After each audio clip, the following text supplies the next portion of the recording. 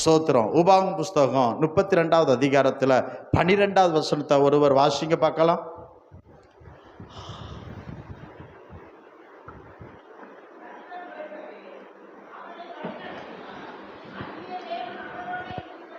ஆமென். கர்த்தர் ஒருவரே அவனை வழி நடத்தினார். ஆமென். நம்மளை வழி நடத்துறதுக்கு 10,000 தெய்வம் அல்ல, ஒரே தெய்வம், ஒரே தெய்வம். ஆமென். ஸ்தோத்திரம். 30 கோடி தெய்வம் அல்ல, ஒரே தெய்வம் இயேசு கிறிஸ்து. அவர் ஒருவரே நம்மை வழி நடத்தினார். ஆமென்.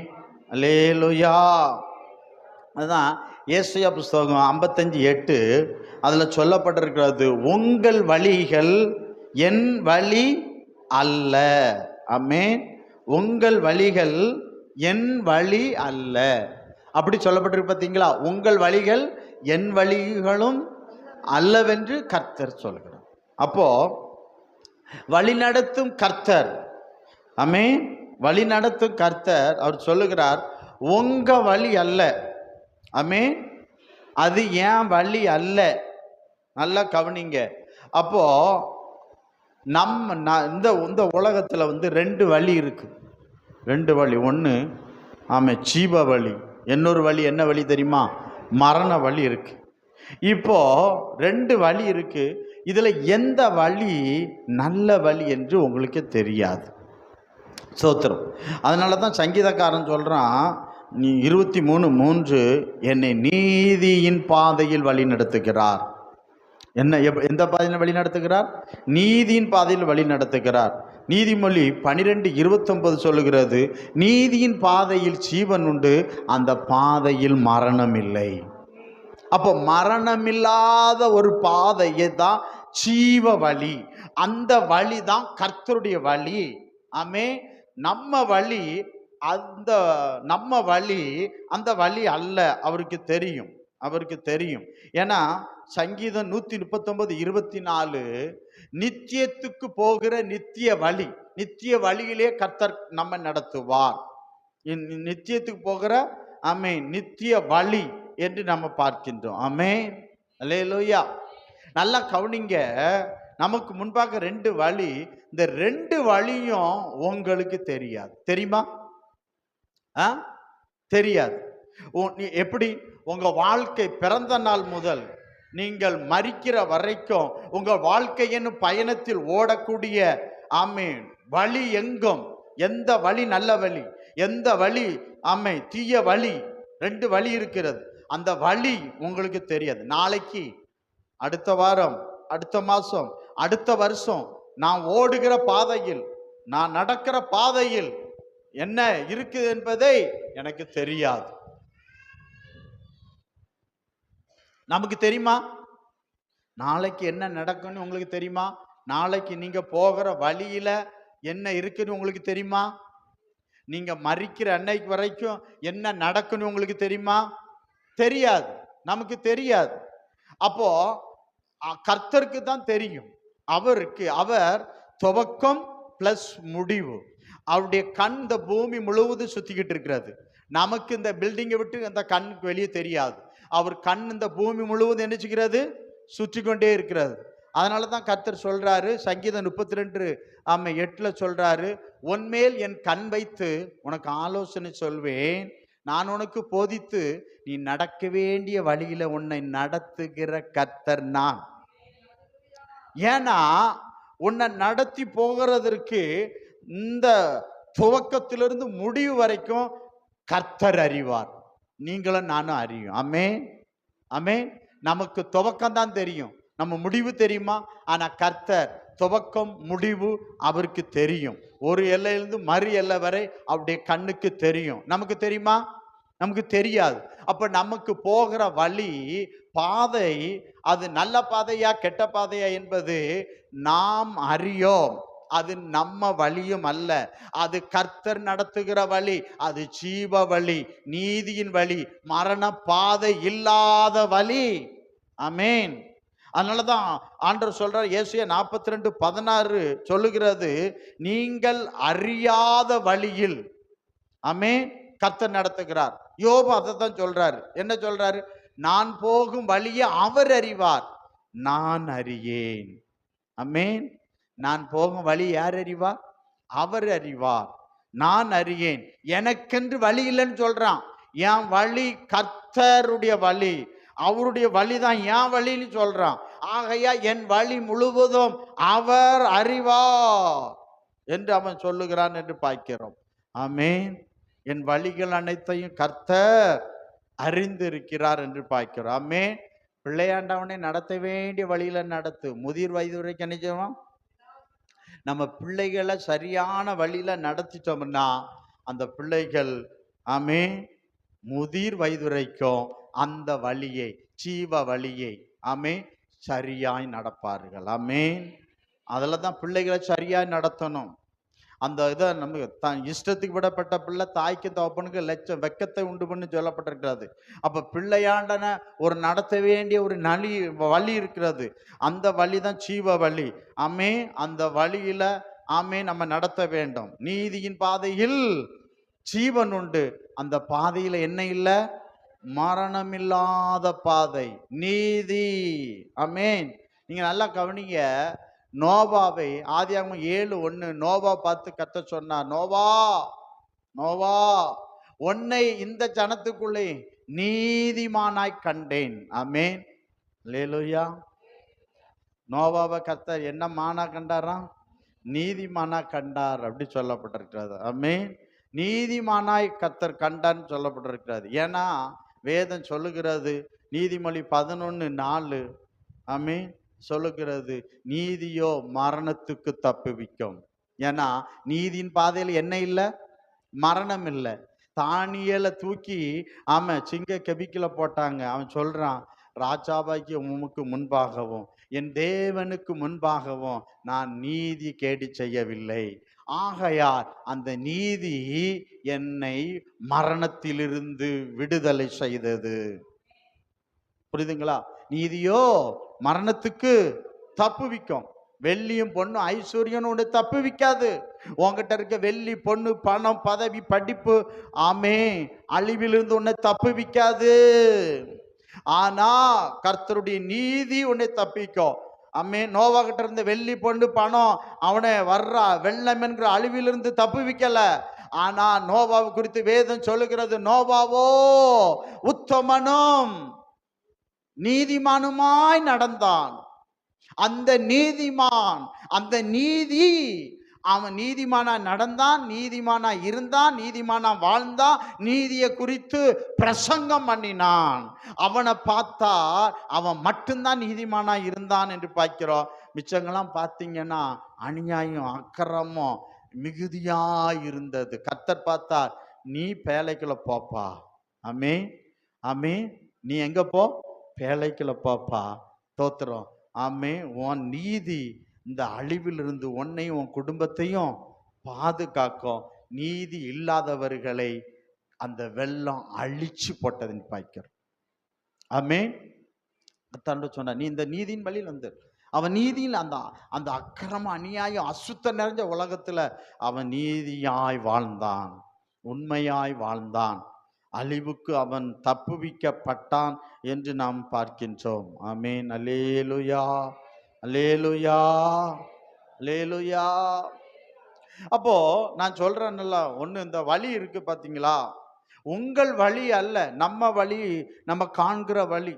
தோத்திரம், அது அழிவின் வழி. ஆனா சோத்திரம், கர்த்தர் சொல்ல, நான் தான் வழி. நீங்க பரலோகத்துக்கு வழி யாரு?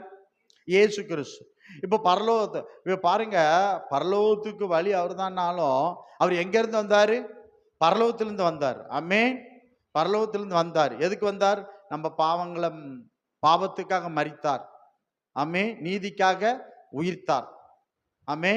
அவர் என்ன செஞ்சிட்டாரு? போனார். அப்போஸ்தலர் 1ஆவது அதிகாரத்துல 9-11 நீங்க படிச்சு பார்த்தீங்கன்னா சொல்லப்பட்டிருக்கிறது, இந்த இயேசு எப்படி போனாரோ அப்படி திரும்ப வருவார். ஆமேன். அப்போ பரலோகத்திலிருந்து வந்தவருக்குத்தான், பரலோகத்திலிருந்து வந்தவரும் ஆமே, இங்கிருந்து பரலோகத்துக்கு போனவருக்கு தான் தெரியும் பரலோகத்துக்கு வழி. கைகளை ஒருத்தர் அல்லேலூயா சொல்லுங்க பார்க்கலாம். அப்ப இது வர யாரும் பரலோகத்திலிருந்து வரல. இதுவரை யாரும் பூமியிலிருந்து பரலோகத்துக்கு போகல. சில சில கள்ள போதகர்கள், சில கள்ள தீர்க்கதரிசிகள் கர்த்தர் என்னைய பரலோகத்துக்கு கொண்டு போனார். ஒருவேளை தரிசனத்துல பார்த்தினாலும் நான் போய் பரலோகத்தை பார்த்தாலும் சொல்றாங்க, யோவானை விட பெரிய பரிசுத்தவான்களா இருப்பாங்க போலுக்கு நினைக்கிறேன். ஆனா ஒண்ணு சொல்லுங்க, வேத வசனத்தின்படி பார்த்தா அது தப்பு. வேண்டிய தரிசனம் சொப்பனம் பைபிள்ல இருக்குது. இதை படிச்சு வச்சு நான் போயிட்டு வந்துன்னு சொல்லுவாங்க. தோத்திரம். ஏங்க, யோவான் தான் நல்லா வெளிப்படுத்திட்டார் என்ப திரும்ப இவருக்கு வர்றதுக்கு ஏன் வெளிப்படுத்தணும்? தேவையே கிடையாது. வேதம் அழகாக சொல்லுகிறதுன்னு பாருங்க. பரலோகத்திலிருந்து வந்தார். ஆமென். நம்ம எல்லாம் பூமியில இருந்தோம். நல்லா கவனிங்க. தோத்திரம். மனுஷன் பிறப்பதும் மரிப்பதும் அதோட முடிஞ்சு போச்சுன்னு பார்க்கிறோம். இது வேற இயேசு கிறிஸ்து மரித்தார், அவர் உயிரோடு எழும்பினார். இது வரைக்கும் எந்த மனுஷனும் மரிச்சு உயிரோட எழும்பல. எப்படி பரலோகம் போய் பரலோகத்துல இருக்கிறான், எப்படி வர முடியும்? ஆனா சில டூப்ளிகேட் என்ன சொல்லணும், நான் பரலோகத்துக்கு இப்பதான் போயிட்டு வந்தேன், நான் அங்க பிதாவினுடைய சிங்காசனத்துல அப்படியே உலாவிட்டு வந்தேன். சாத்தானுக்கு ஆள்க. நான் பரலோகத்துக்கு போனேன்னு சொல்றான் பாருங்க, சாத்தானுக்கு ஆள்க. நான் பரலோகத்துல உலாவுன்னு சொல்றான் பாருங்க, ஒருவரும் சேரக்கூடாத ஒளியில் வாசம் பண்ணுகிறவர். ஒருவரும் சேரக்கூடாத ஒளியில வாசம் பண்ணுகிறவர். அங்க அவர் எப்படி இருக்காரு? ஆமே, ஸ்தோத்திரம். சேராப்பீன்கள், கேருப்பீன்கள், அப்புறம் அதுக்கப்புறம் தூதர் கூட்டம், அப்புறம் மூப்பர் கூட்டம், அதுக்கப்புறம் சுற்றி இருக்கிற கூட்டம். இதே என்னப்போ இவங்க இதெல்லாம் எக்ஸ்ட்ரீம். இது பிசாசு வஞ்சிக்கிற உபதேசம். ஆண்டவர் சொன்னார் பாருங்க, இந்த வசனமே போதும். யோவான் சுவிசேஷம் 1:51 போடுங்க. யோவான் சுவிசேஷம் 1:51 வாசிங்க பார்க்கலாம் ஒருத்தர்.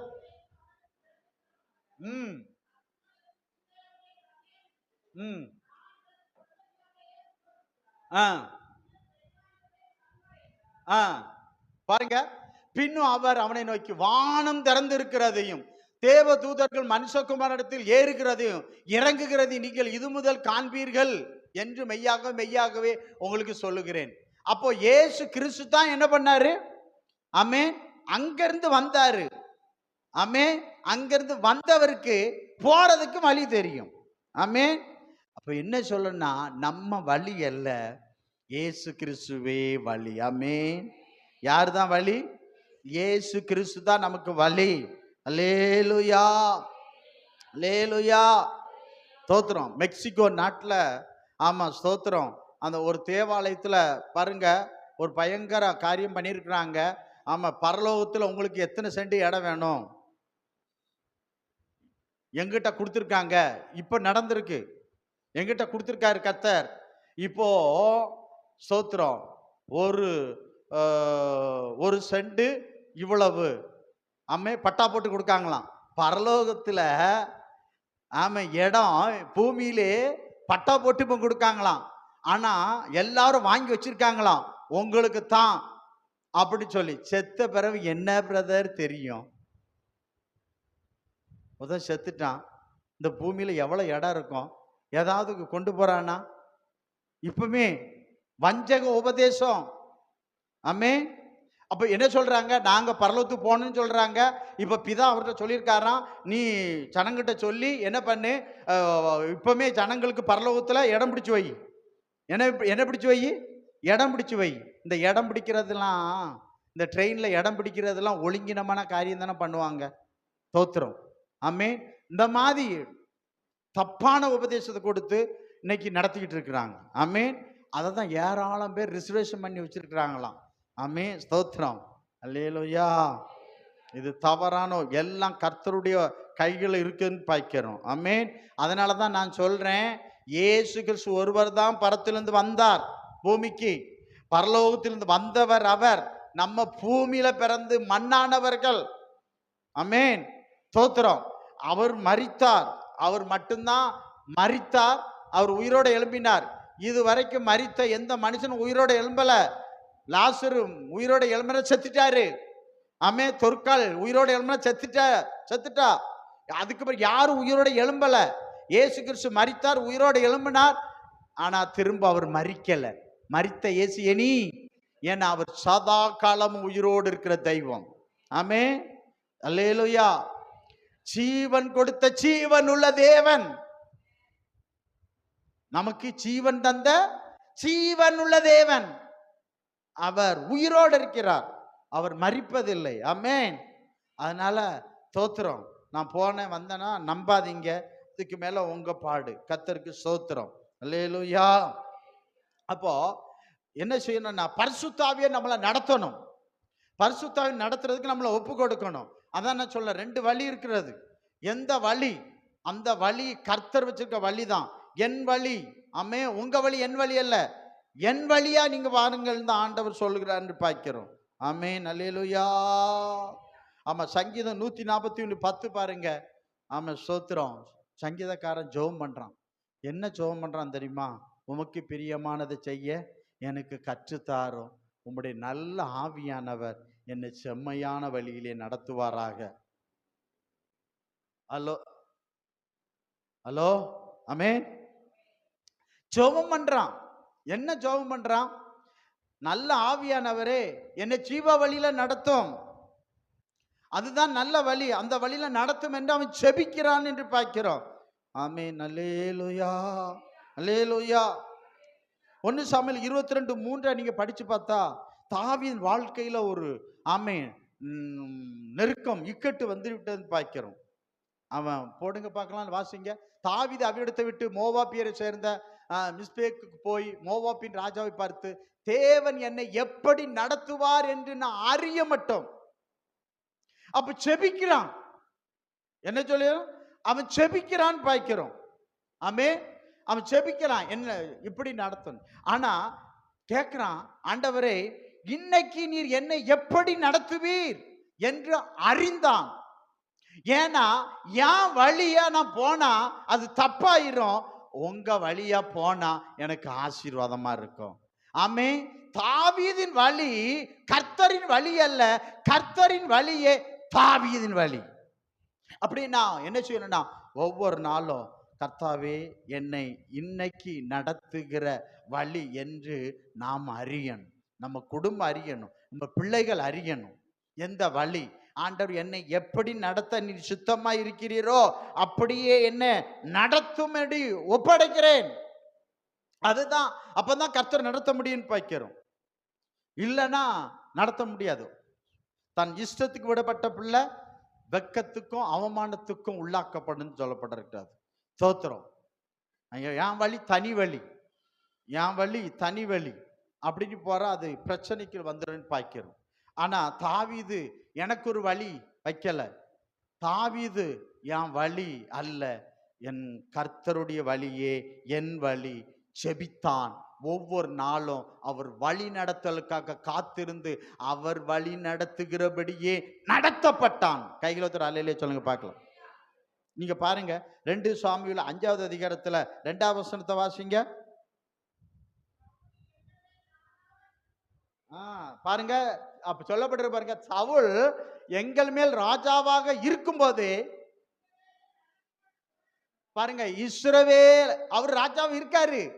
இது சொல்ற இஸ்ரவேல் உள்ள மூப்பர்களும் பிரபுக்களும் சொல்றாங்க, அவர் ராஜாவா இருக்கும் போது இஸ்ரவேலை நடத்தி கொண்ட போனவரும் நடத்தி கொண்டு வந்தவரும் நீரே. இஸ்ரவேலர் சொல்றாங்க பாருங்க. இந்த தாவீதை குறித்து இஸ்ரவேல் பிரபுக்களும் மூப்பர்களும் இந்த வார்த்தையை சொல்றாங்க. ஆனா தாவீது என்ன சொல்றான் பாத்தீங்களா? எனக்கு நீ ஒரு வழி கிடையாது, நான் கர்த்தரை நோக்கி செபிக்கிறேன், அவர்கிட்ட ஒவ்வொரு நாளும் என்னை வழி நடத்தும் இயேசுவே, உம் தூய வழியில், உம் பரிசுத்த வழியில், உம் நீதியின் வழியில், உம் செம்மையான வழியில் என்னை வழி நடத்துவீராக. நான் வழி தவறி போகிற ஆடல்ல, நான் வழி தவறாத ஆடா என்னை வழி நடத்தும். எப்போதாவது நான் வழி தவறிவிடக் கூடாது தகப்பனே. வழி தவறினால் தப்பான பாதைக்கு போய்விடுவேன், தவறான பாதைக்கு போய்விடுவேன்.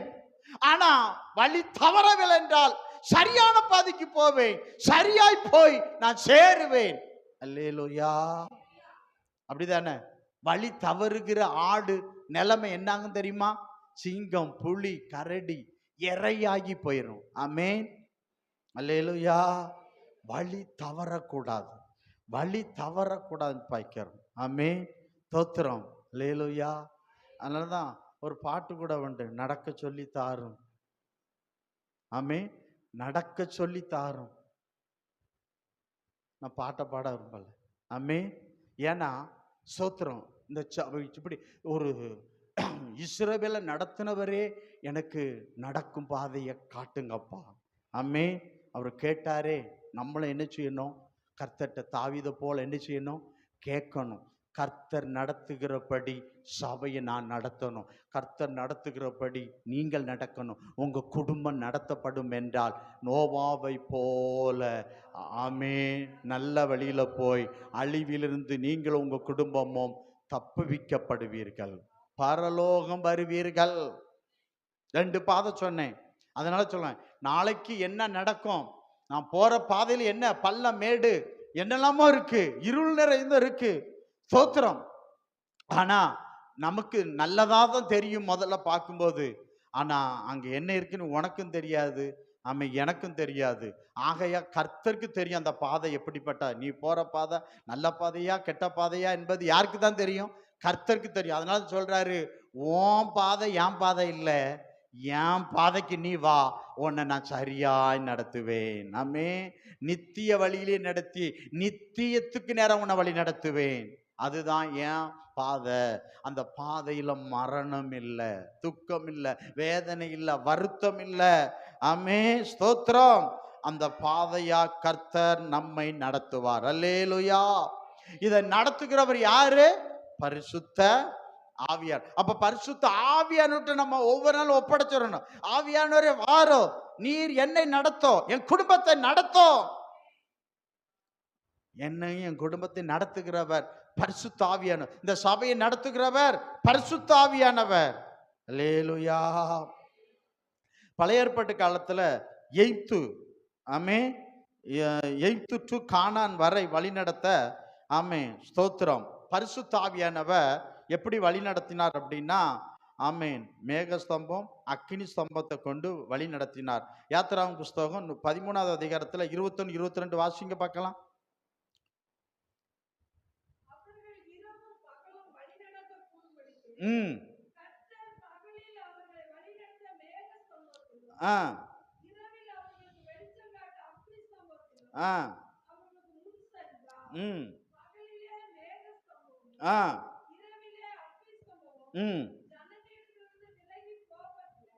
ஜனங்களிட்டு என்ன செய்யல.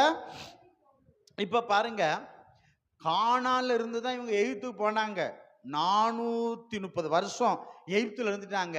இப்ப எகிப்துல இருந்து போனாங்க.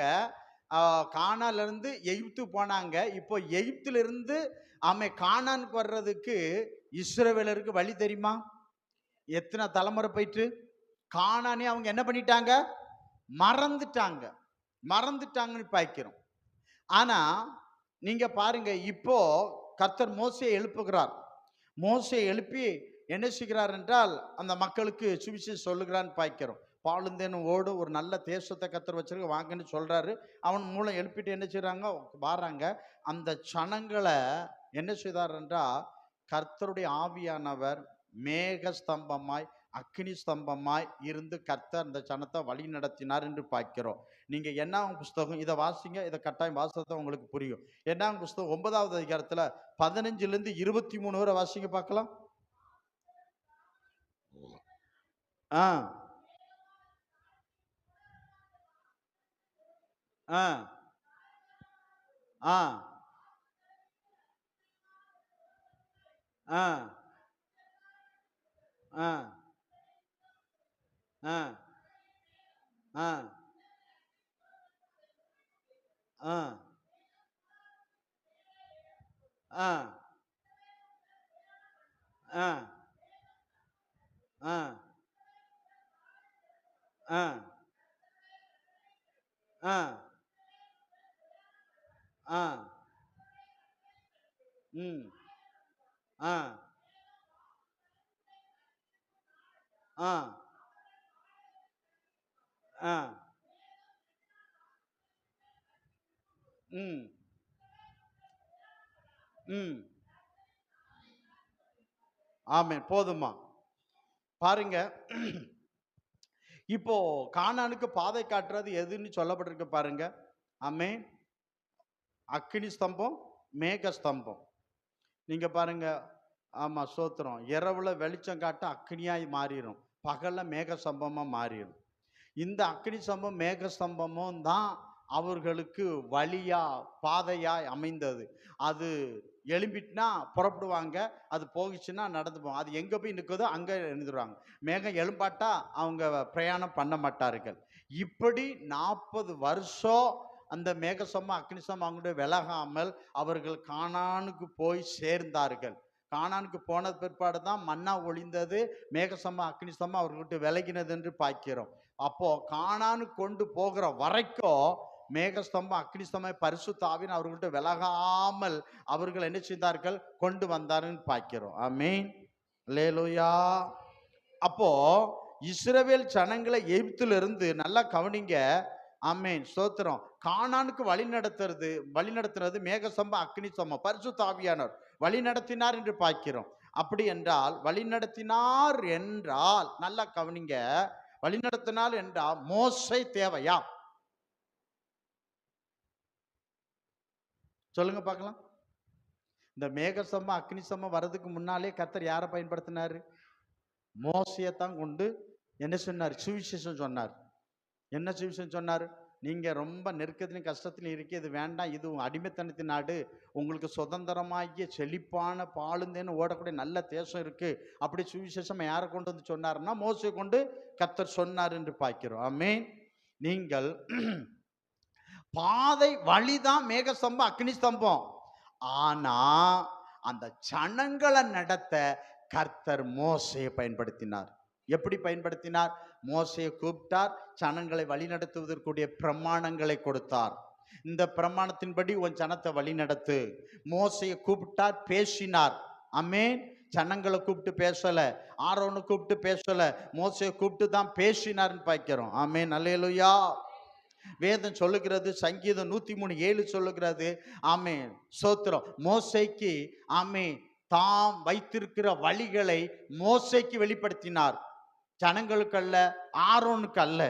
ஆமென். வழி நடத்தி கொண்டு செல்லுகிற தலைவனாகிய மேய்ப்பனாகிய மோசேக்கு வெளிப்படுத்தினார். அல்லேலூயா. யாருக்கு வெளிப்படுத்தினார்? ஆமென். அந்த பிரமாணத்தை யாருக்கு வெளிப்படுத்தினார்? அதனுடைய வழிகளை கர்த்தர் யாருக்கு கொடுத்தார் என்றால் மோசேக்கு தான் கர்த்தர் கொடுத்தார் என்று பார்க்கிறோம். ஆமென். அல்லேலூயா.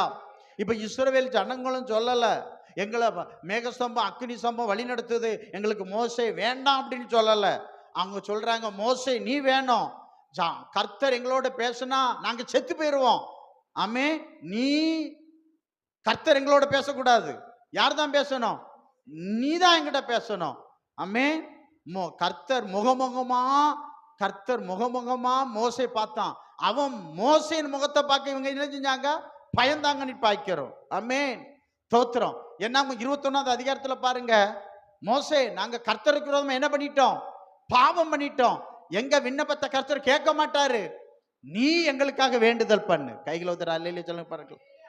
சபைக்கு மேய்ப்பன் அதுதான். அப்ப கர்த்தர் ஜனங்களுக்காக கர்த்தரிட்டதுல விண்ணப்பம் பண்ணது யாரு? மேய்ப்பன். விண்ணப்பம் பண்ணது மேய்ப்பன். ஆமென். நீதிமானுடைய வேண்டுதல் மிகவும் பலன் உள்ளது பார்க்கிறோம். கர்த்தர் உங்ககிட்ட நேரடியா பேச முடியாது. நீங்க ஒரு நாள் வாரீங்க, 6 நாள் உலகத்துல இருக்கீங்க, உங்க காது உங்க இதயெல்லாம் சரியா இருக்காது. நாங்க 24 மணி நேரமும் கர்த்தரோடு இருக்கிறோம். ஆமென். அல்லேலூயா, அல்லேலூயா. ஆமா, இங்க வாரீங்க அன்னைக்கு மட்டும் அப்படி இல்ல, நீங்க உங்களே இருக்க முடியும், நான் இல்லைன்னு சொல்லல. ஆனா தேவ சமூகத்தில் அவன் தான் நின்றான் என்று பார்க்கிறோம். ஜனங்க கதறினார்கள், நாங்க பாவம் செஞ்சிட்டோம், மோசே நீ பாவம் செய்யலப்பா, நீ எங்களுக்காக வேண்டுதல் செய். ஆமென். அல்லேலூயா, அல்லேலூயா. அப்போ ஜனங்களுக்காக மோசே என்ன செஞ்சான்? கர்த்தர்ட்ட வேண்டுதல் செய்தான். அந்த வேண்டுதலை கர்த்தர் கேட்டு அந்த பாவத்துக்கு பரிகாரமா ஒன்றை அந்த இடத்துல செய்தார் என்று பார்க்கிறோம். ஆமென். அந்த நேரம் மேக ஸ்தம்பம் வரல, அக்னி ஸ்தம்பம் வரல. அல்லேலூயா, அல்லேலூயா. அன்பான தேவ பிள்ளைகளே, மேக ஸ்தம்பம், அக்னி ஸ்தம்பம் இஸ்ரவேல் ஜனங்களுக்கு வழியும் பாதையும் காட்டியது. ஆனா ஜனங்களுக்கு வேண்டிய போதனைகளையும், ஜனங்களுக்கு வேண்டிய உபதேசத்தையும், ஜனங்களுக்கு வேண்டிய வழி சத்தியத்தையும் கர்த்தர் மோசேயை கொண்டு கொடுத்தார். மோசேயை தான் கர்த்தர் பயன்படுத்தினார். மோசே என்கிற ஒரு மேய்ப்பன் மூலம்தான் சத்தியம் வெளிப்பட்டது. கர்த்தர் பேசுகிற வார்த்தை வெளிப்பட்டது. கர்த்தருடைய பிரமாணம் வெளிப்பட்டது. ஆண்டவர் ஏற்படுத்தின மேய்ப்பனாகிய மோசே மூலம்தான் அது வெளிப்பட்டதுன்னு பார்க்கிறோம். ஆமென், அல்லேலூயா. யாத்திராகமம் 32வது அதிகாரத்துல 7வது வசனம் இப்படி சொல்லுகிறது, மோசே நீ நடத்தி கொண்டு வந்த ஜனம் தங்களை கெடுத்து கொண்டார்கள், போ அப்படிங்கிறார். ஆண்டவர் சொல்றாரு, நான் நடத்தல. அந்த யாத்திராகமம் 32:7 படிச்சு பாருங்க. நான் நடத்த, நீ நடத்தி கொண்டு வந்த ஜனம் சொல்றாரு. யார் நடத்தி கொண்டு வந்த ஜனம்? நீ நடத்தி கொண்டு வந்த ஜனம்.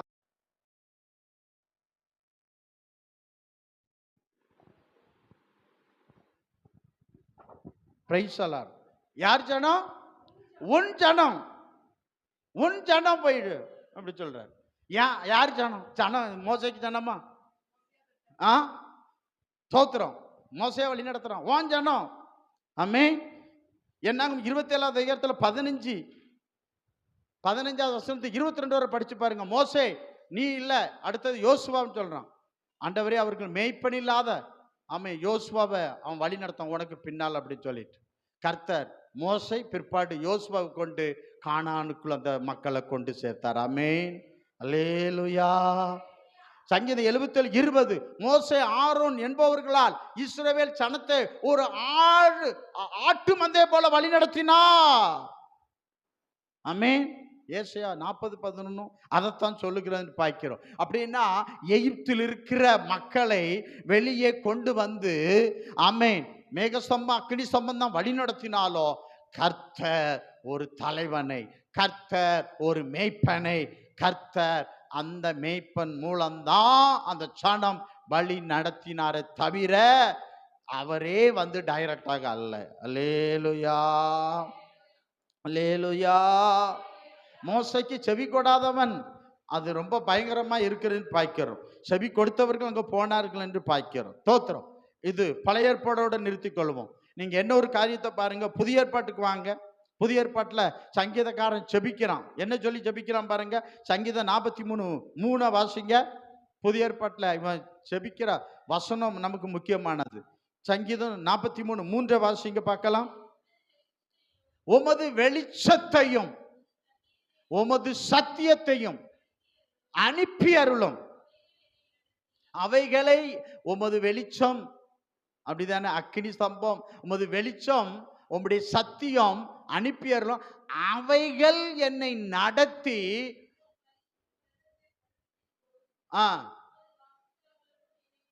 சொல்றான் பாருங்க. உமது வெளிச்சத்தையும் உமது சத்தியத்தையும் அனுப்பி அருளும், அவைகள் என்னை நடத்தி உமது பரிசுத்த வீடாகிய பரலோகத்துக்கு என்னை அது வழி நடத்துவதாக. எது வழி நடத்துறது? தாவீதுக்கு ஞானத்தினால அறிவினால சொல்றான், உமது வெளிச்சம் உமது சத்தியத்தை அனுப்பி அருளும், அந்த சத்தியம் என்ன வழி நடத்தட்டும், அந்த சத்தியம் என்ன வழி நடத்தட்டும், அந்த சத்தியம் என்னை வழி நடத்தி அந்த சத்தியமே உமது வாசஸ்தலமாகிய பரலோகத்துக்கு கொண்டு செல்வதாக. இப்படி தாவீது அவர் செபிக்கிறார் என்று நாம் பார்க்கின்றோம். ஆமென், அல்லேலூயா. யோவான் சுவிசேஷம் 14:6 இயேசு சொல்ற, நானே வழியும் சத்தியமும் ஜீவனுமா இருக்கிறேன். ஆமென். நமக்கு வழியும் சத்தியமும் அவர் தான். ஜீவ வழி மரண வழி, ஜீவ வழி இயேசு கிறிஸ்து தான் ஜீவ வழி என்று நாம் பார்க்கின்றோம். ஆமென், அல்லேலூயா. அதனாலதான் இயேசு கிறிஸ்து சொன்னாரு, யோவான் சுவிசேஷம் 16வது அதிகாரத்துல 7வது வசனமும் 13வது வசனமும் வாசிக்கலாம். நான் உங்களுக்கு உண்மையை சொல்லுகிறேன், நான் வந்துட்டேன், என் வேலையெல்லாம் முடிஞ்சிட்டு நான் போறது உங்களுக்கு இருக்கும். நான் போகாது இருந்தால் பரிசுத்தாவின் உங்க இடத்துல வரார், நான் போவேன் ஆகில் அவரை உங்களிடத்தில் அனுப்புவேன். 13வது வசனம் 13 சத்திய ஆவியாகி அவர் வரும்பொழுது சகல சத்தியத்துக்குள்ள உங்களை நடத்துவார்.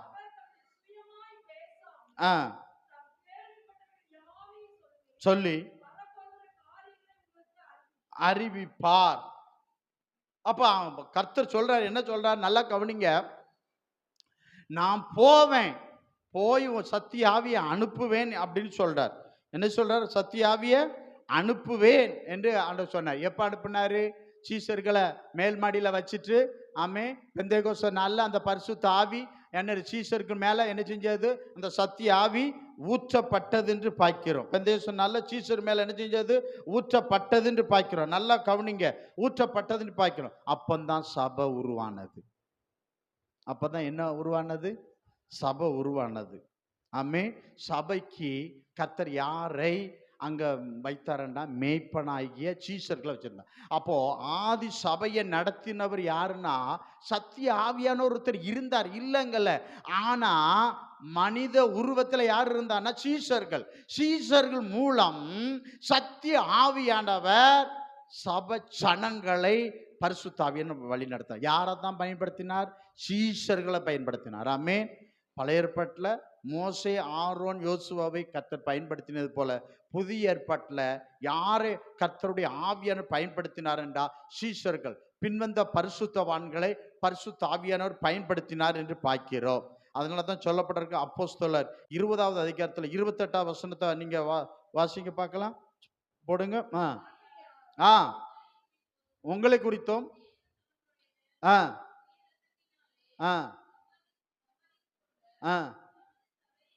தமது சபையை மேய்ப்பதற்கு பரிசுத்த ஆவி.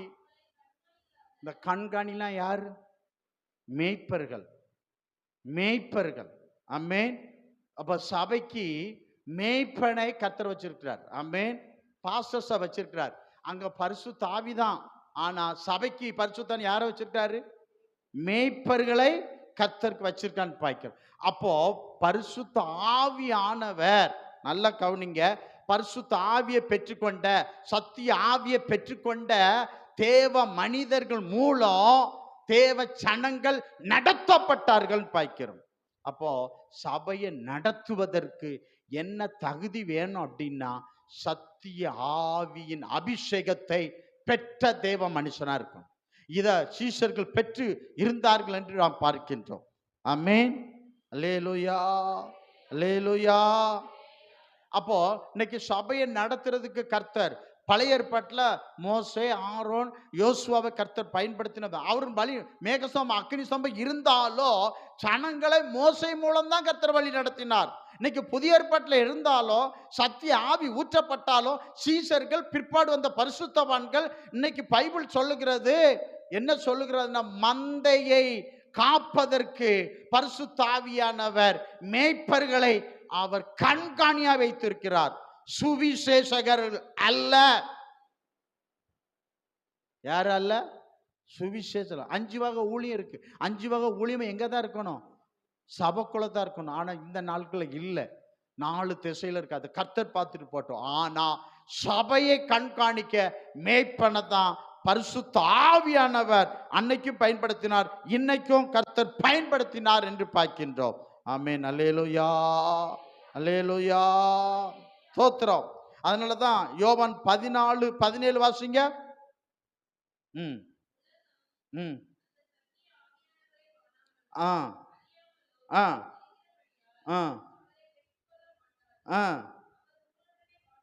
அவர் உங்களுடனே வாசம் பண்ணி உங்களுக்குள்ளே இருப்பதால் நீங்கள் அவரை அறிவீர்கள்.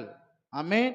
அப்போ இந்த சத்திய ஆவியை பெற்ற மனுஷன், இந்த பரிசுத்த ஆவியை பெற்ற தேவ மனுஷன், ஆமென், சொல்லுகிற வசனத்துக்கு கீழ்ப்படிய வேண்டும். ஆமென். அல்லேலூயா, அல்லேலூயா, ஸ்தோத்திரம். ஆமென். நீங்க பாருங்க, எபிரேயர் 12:9 சொல்லப்பட்டிருக்கிறது, ஆவிகளின் பிதாவுக்கு வெகு அதிகமாய் நீங்கள் அடங்கி நடக்க வேண்டும். ஆமென். ஆவிகளின் பிதாவுக்கு நீங்க என்ன செய்யணும்? அடங்கி நடக்க வேண்டும் என்று எபிரேயர் 12:9. ஏன்னா சத்திய ஆவியை பெற்ற தேவ மனிதனுக்கு நீங்க என்ன செய்யணும்? அடங்கி நடக்க வேண்டும், இல்லைன்னா கீழ்ப்படிய வேண்டும். ஆமென். அல்லேலூயா, அல்லேலூயா. சத்திய ஆவிய பெற்ற தேவ மனுஷனுக்கு நீங்கள் அடங்கி நடக்க வேண்டும். ஆமென். அல்லேலூயா, அல்லேலூயா. 1 கொரிந்தியர் 14:32 சொல்லுகிறது, தீர்க்கதரிசியினுடைய ஆவிகள் தீர்க்கதரிசிக்கு அடங்கி இருக்கிறது. ஆமென். தீர்க்கதரிசிக்கு என்ன செய்கிறது? அடங்கி இருக்கிறது என்று பார்க்கிறோம். ஆமென். அப்படி என்றால் சத்திய ஆவியை பெற்ற தேவ மனுஷனுக்கு நீங்கள் அடங்கி இருக்க வேண்டும், கீழ்ப்படிந்து இருக்க வேண்டும். கையில் ஒருத்தர் அல்லேலூயா சொல்லுங்க பார்க்கலாம். பாருங்க, எபிரேயர் 13வது அதிகாரத்துல 7ஆம் வசனத்தை வாசிங்க. 7ஆவது பாருங்க, தேவ வசனத்தை உங்களுக்கு போதித்து உங்களை நடத்தினவர்களை நீங்கள் நினைத்து அவருடைய நடக்கையின் முடிவை நன்றாய் சிந்தித்து அவருடைய விசுவாசத்தை பின்பற்றுங்கள். அப்ப சொல்லப்படுற தேவ வசனத்தை உங்களுக்கு போதித்து சத்தியத்தில் நடத்துகிற மனுஷர்களை நீங்க பின்பற்றுங்கள். ஆமென். அல்லேலூயா, ஸ்தோத்திரம். அப்பனா என்ன சொல்லணும் தெரியுமா? நீங்க என்ன செய்யணும்? எந்த சபைக்கு போகணும்? சத்திய ஆவிய பெற்ற தேவ மனுஷன். ஆமென். வசனத்தை வசனமாய் கூட்டாம குறைக்காம, ஆமென், ஸ்தோத்திரம், தனக்கு சாதகமாய் எடுத்து பேசுகிற ஊழியன் அல்ல. ஆமென். இருபுறம் கருக்குள்ள பட்டயம். அல்லேலூயா, ஸ்தோத்திரம். நம்ம வசனத்தை எடுத்து நமக்கு உனக்கு சாதகமா பேசினா அது ஒன்னே வெட்டும். என்ன பேசுகிற என்னையும் வெட்டும், ஒன்னே வெட்டும் இந்த வார்த்தை. ஆனா சிலர் என்ன செய்வாங்கன்னா, நம்ம கத்தி ஒரு சைடா வச்சிருப்போம். ஆனா கர்த்தருடைய வசனம் இருபுறம் கருக்குள்ள பட்டயம். ஆமென். அல்லேலூயா. அப்போ அப்படி எப்படி பேசினா? கூட்டக்கூடாது, குறைக்க கூடாது. வசனத்துல ஒண்ணு கூட்டாதா, குரட்டாதா. ஆமென். புரட்டாதா. வசனத்துல கலப்படம் பண்ணாதா. ஒன்னையும் வெட்டும், கேட்கிறவனையும் வெட்டும். ஆமென். அப்ப சரியா அந்த வசனத்தை, அந்த பட்டயத்தை சரியா கையாளட்டா, கையை பிடிச்சிருக்கவனையும் கேட்கிற எல்லாத்தையும் வெட்டும். ஆமென். அல்லேலூயா, அல்லேலூயா. அப்ப பாருங்க, ஸ்தோத்திரம், வசனத்தை கரெக்டா சொல்லுகிற சபைக்கு, வசனத்தை போதிக்கிற சபைக்கு, ஆமென், அந்த ஊழியர்களுக்கு அடங்கிருங்கள், அந்த சபைக்கு அடங்கிருங்கள். பைபிள் அப்படிதான் சொல்லுகிறதுன்னு பார்க்கிறோம். ஆமென். அந்த சத்தியத்தை சத்தியமா சொல்லுகிறாரா? அவர் ஜீவியத்தை பாருங்க, வாழ்க்கையை பாருங்க, அவர் கரெக்டா இருக்காரா இல்லையா அப்படி பாருங்க. பார்த்து அந்த சபைக்கு போங்க, அங்க அடங்கி இருங்கள். அங்க என்ன செய்யுங்க? ஆவிகளின் பிதாவுக்கு அது அடங்கி, நீங்க வெகு அதிகமா அடங்கி இருங்கள் என்று வேதம் நமக்கு சொல்லுகிறது என்று பார்க்கிறோம். 17ஆம் வசனம் பாருங்க, எபிரேயர் 13:17. உங்களை நடத்துகிறவர்கள் உங்கள் ஆத்துமகளுக்காக உத்தரவாதம் பண்ணுகிறவர்களாய் விழித்திருக்கிறபடியினால் அவர்கள் துக்கத்தோடு அல்ல சந்தோஷத்தோடு அதை செய்யும்படி அவர்களுக்கு கீழ்ப்படிந்து அடங்குங்கள். அப்படி இல்லைன்னா அவர்கள் துக்கத்தோட அப்படி செய்தா அது உங்களுக்கு ஆசீர்வாதமாயிராது. ஆமென். அப்ப சத்தியத்தை சொல்லி சத்தியத்தில் நடத்துகிற அந்த நடத்திப்புக்கு நீங்க கீழ்ப்படியலன்னா, ஆமென், அது உங்களுக்கு ஆசீர்வாதமா இராது என்று சொல்லுகிறார். பழைய ஏற்பாட்டில் நடத்திப்புக்கு மோசைக்கு, ஆமென், கீழ்ப்படியாதவங்களை என்னாகும்? 16வது அதிகாரத்தை பாருங்க, அக்கினி அழிச்சு போட்டது, பூமி வாயை திறந்து வம்சத்தை குடும்பத்தெல்லாம் அழிச்சு போட்டதுன்னு பார்க்கிறோம். கையில் ஒருத்தர் அல்லேலூயா சொல்லுங்க பார்க்கிறோம். அப்போ பழைய ஏற்பாட்டில் மேக ஸ்தம்பம், அக்கினி ஸ்தம்பம், ஆமென், மோசையை கொண்டு கர்த்தர். புதிய ஏற்பாட்டில் சத்திய ஆவியானவர், சத்திய ஆவியை பெற்ற தேவ மனுஷர்கள் சத்திய வசனத்தை சத்தியமாய் போதிக்கிறது. யோவான் 17:17 சத்தியமே வசனம்னு சொல்லப்பட, அந்த வசனத்தை வசனமாய் போதிக்கணும், கூர்மையா. ஸ்தோத்திரம். சொல்லுகிற அந்த சபை, வசனத்தை சொல்லுகிற சபைக்கு, ஆமென், உங்களுக்கு சாதகமா இல்ல, எனக்கு சாதகமா இல்ல, கர்த்தர் விரும்புகிறபடியே சொல்லுகிற சபைக்கு போங்க. அந்த வார்த்தையின்படியே இருக்கிற சபைக்கு போங்க. அந்த சபையில் அடங்கிருங்க, அந்த ஊழியக்காரனுக்கு அடங்கிருங்க, கீழ்ப்படிந்திருங்க. அல்லேலூயா, அல்லேலூயா, அல்லேலூயா. ஸ்தோத்திரம். என்ன செய்யணும்? கீழ்ப்படிஞ்சணும். அப்படி நீ கீழ்ப்படியலைன்னா நீதிமொழி 25:28 சொல்லுகிறது, ஆமே, தன் ஆவியை அடக்காதவன், ஒருத்தரும் தெரியல, தன் ஆவியை அடக்காதவன் மதிலிடிந்த பாலான புலர். மார்க்கு சுவிசேஷம் 5வது அதிகாரத்துல தான் ஆவியை அடக்காம ஒருத்தன் எங்க இருந்தான், அவன் வாசம் கல்லறையில் இருந்தது, அப்படி இருந்ததுன்னு பார்க்கிறோம். ஆமேன். அவன் ஸ்தோத்திரம், அடங்கி இருக்க வேண்டும். ஆமேன். சத்திய சபையில சத்திய போதகத்துக்கு சத்திய ஆவியானவருக்கு நீ என்ன செய்யணும், அடங்கி இருக்க வேண்டும். ஆமேன். அல்லேலூயா, அல்லேலூயா. நீ அடங்கி இருப்பாய் என்றால் கர்த்தர் வாக்கு கொடுக்கிறார். என்ன வாக்கு கொடுக்கிறார் தெரியுமா? ஸ்தோத்திரம், அழகாக வாக்கு கொடுக்கிறார் பாருங்க. ஸ்தோத்திரம், ஸ்தோத்திரம். ஆதியாகமம் 16வது அதிகாரத்துல 10, 11, 12, 13 இந்த வசனத்தை படிச்சு பாருங்க. ஆமா, ஸ்தோத்திரம். அங்கே பார்க்கிற பொழுது சாராயினுடைய நடத்திப்புக்கு அடங்காம என்ன செய்றா, ஆகார் ஓடுறா. தேவதூதன் வாரா, எங்க போறா அப்படிங்க. ஆமா, என் எஜமாட்டி என்னைய கடினமா நடத்துறா, அவ கைக்கு போய் அடங்கிரு, அப்போது நான் சொன்ன வாக்கு தத்துவம் உன் வாழ்க்கையில் நிறைவேறும். இன்னைக்கு ஏன் வாக்கு தத்துவம் ஆவியானவர் ஏன்டா ஆமை என்ன உணர்த்தினார்? அநேகர் வாழ்க்கையில ஏன் வாக்கு தத்துவம் நிறைவேறாமல் இருக்கிறது என்றால், என் சத்தியத்துக்கு, என் வார்த்தைக்கு, என் ஊழியக்காரர்களுக்கு அவங்களுக்கு அடங்குவது இல்லை. அதனால் அவர்களுக்கு பிள்ளை செல்வம் கிடையாது, அவர்களுக்கு ஆசீர்வாதம் கிடையாது. அவர்களுக்கு இங்க பாருங்க, ஆண்டவர் வாக்கு கொடுத்தான்னு பார்க்கிறோம். ஆமா, ஸ்தோத்திரம். அந்த வாக்கு தத்துவம் நிறைவேற 2வது ஆகார் சாராயின் கைக்குள் என்ன பண்ணா, அடங்கி இருந்தால் வாக்குத்தத்தின்படியே இஸ்மவேல் ஆண்டவர் அவனுக்கு கொடுத்தார் என்று பார்க்கிறோம். அவன் ஜாதி எண்ணி முடியாததாய் இன்றைக்கும் பலுகி பெருகி இருக்கிறது. ஆமேன். உங்க வாழ்க்கையில் கர்த்தர் கொடுக்கிற வாக்குத்தத்தம் நிறைவேற வேண்டும் என்றால், ஆமே, வாக்குத்தத்தத்தை யார் மூலம் கர்த்தர் கொடுத்தாரோ அவங்களுக்கு கீழ்ப்படியணும், அடங்கி இருக்கணும். ஆமேன். அல்லேலூயா, அல்லேலூயா. ஆமா, அடங்கி இருக்கணும். அப்பந்தான் கர்த்தர் சொன்ன வாக்குத்தத்தம் நமக்கு நிறைவேறும் என்று கர்த்தர் சொல்லுகிறார். அல்லேலூயா. சங்கீதம் 63:6, சங்கீதம் 81:15, சத்துருக்கள் இச்சகம் பேசி அடங்குவார்கள், அவர்கள் மேடுகளை நீ மிதிப்பார். எப்பன்னா நீ அடங்கி இருக்கும் போதுதான். ஆமென். அல்லேலூயா. நீ அடங்கி இருக்கும்போது தான் அந்த வாக்குத்தத்தெல்லாம் கர்த்தர் செய்வார். அந்நியர்கள் இச்சகம் பேசி அடங்குவார்கள். ஆமென், ஸ்தோத்திரம். அந்நியர்களும் இச்சகம் பேசி அடங்குவார்கள், சத்துருக்களும் இச்சகம் பேசி அடங்குவார்கள். ஸ்தோத்திரம். உனக்கு விரோதமா யார் யாருக்கு அவங்களாம் அடங்குவார்கள். ஆமென். அவர்களுடைய மேடுகளை நீ என்ன செய்வா, மிதிப்பார், அவர்கள் கூனி குறுகி போவார்கள்.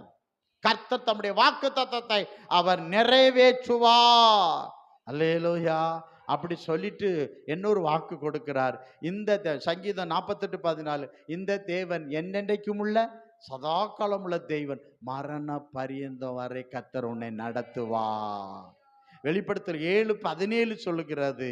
அது அழகாக சொல்லப்பட்டிருக்கிறது. எங்க நடத்துவார தெரியுமா? ஆமே, ஸ்தோத்திரம்.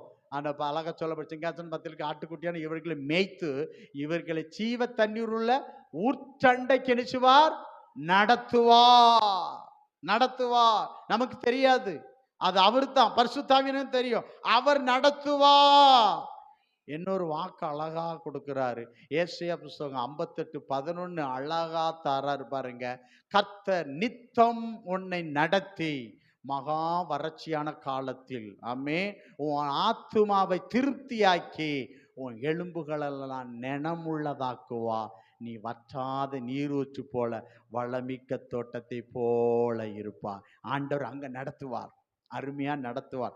ஆசீர்வாதம் நிறைந்த இடத்துக்கு கர்த்தர் உன்னை நடத்துவார். நீ எப்படி இருப்பா? வற்றாத நீரூற்று போல, ஆமே, செழிப்பான தோட்டத்தை போல இருப்பா. இதுதான் ஆசீர்வாதம் நிறைஞ்ச இடம். ஆமேன்.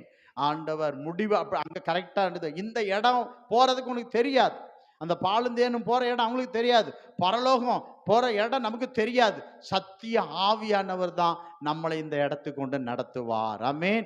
பூமியிலே நடத்துவதற்கு கர்த்தர் சத்திய ஆவியை பெற்றுக்கொண்ட சீஷர்கள், அப்படியே சத்திய ஆவி சத்தியத்தை சொல்லுகிற தேவ மனுஷர்களுக்கு மேய்ப்பர்களுக்கு நீங்க அடங்கி இருங்கள். ஆமென்.